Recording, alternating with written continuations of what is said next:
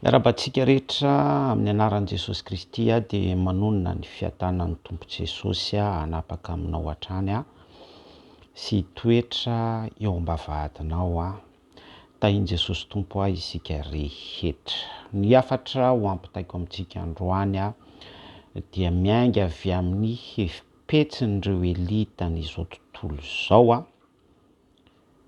ny farany tantsain'izy ireo amin'ny fiainany ety amin'ity izao tontolo izao ity.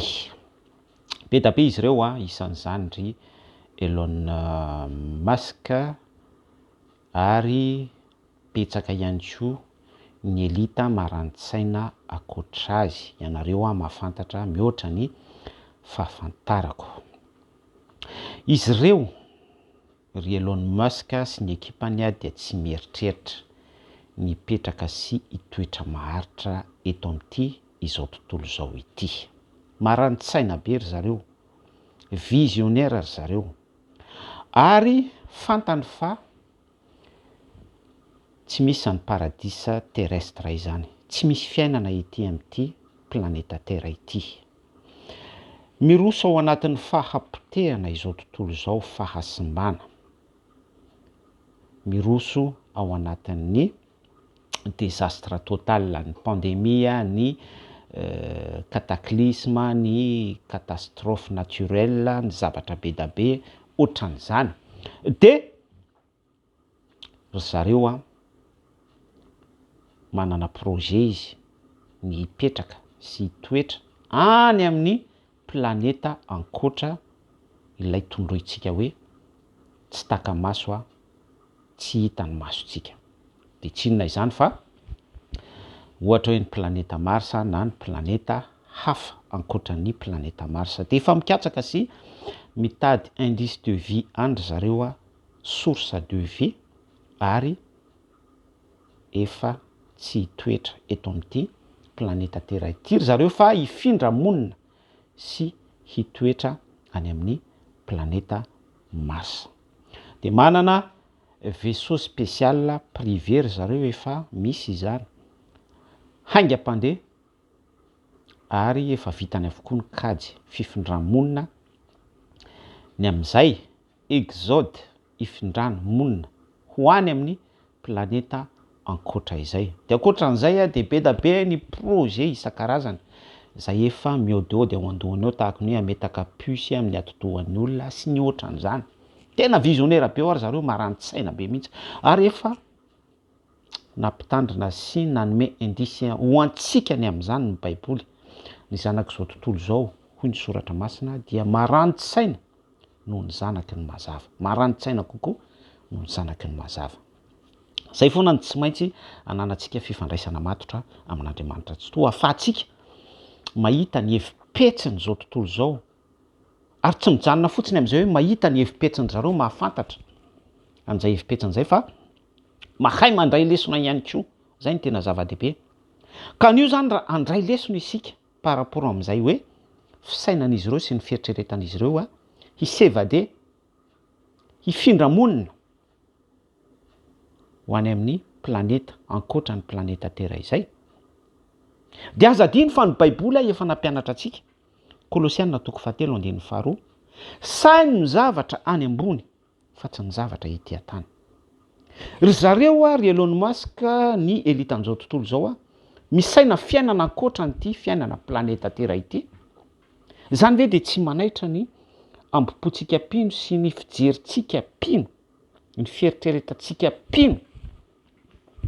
Tsy tokony hanaitra antsika ve izany?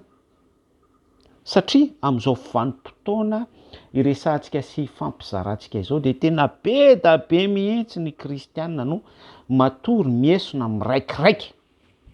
Miditra fiangonana ihany izy mamonjy fivorim-pianakaviana ihany izy. Averiko tsara hoe mamonjy fivorim-pianakaviana ihany izy, satria ohatrany hoe sanatrian'izany fivorim-pianakaviana ilay fandehanana mamonjy fivorim-bavaka any am-piangonana. Miala tsiny amin'izay mo netiko sy notsindriko izay. Fa ny fivorim-bavaka dia tena tokony ho fotoana hisitrahantsika sy saintsainantsika ny Kolosiana toko 7:1. Misaina ny zavatra any ambony. Misaina ny zavatra any ambony dia misaina ny vie éternelle, misaina ny vie céleste, misaina ny vie de l'au-delà, fiainana mandrakizay. Misaina ny sitrapon'Andriamanitra, misaina ny seza fiandrianan'Andriamanitra, misaina ny fiderana. Mandrakizay titikazo manitra misandratra eo amin'ny seza fiandrianan'Andriamanitra amin'ny alalan'ny zava-mananaina efatra, amin'ny alalan'ireo zava-mananaina efatra sy ny loholona 420 sy ny sisa rehetra. Sainy ny zavatra any ambony.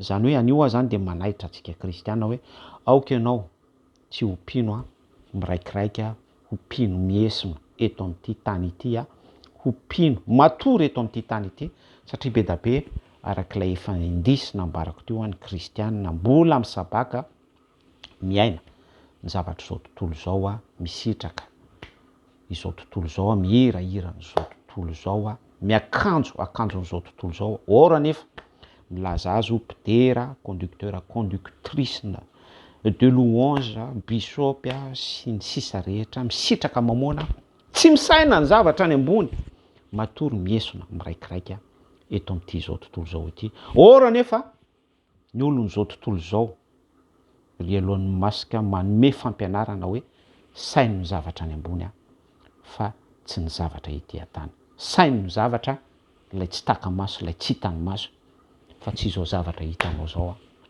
Ny fampadihizana fitombenana, ny propagande politika, ny fiainana izao tontolo izao carnaval sy ny blague salé sy ny zavatra ohatran'izany. Averiko amaranako azy hoe sainy ny zavatra any ambony ny Baiboly fa tsy ny zavatra ety an-tany. Andeha hozy Jesosy Kristy hanamboatra fitoerana ho anareo izay toerako no hitoeranareo ihany koa. Efa ny saintsaina an'izany ve ianao?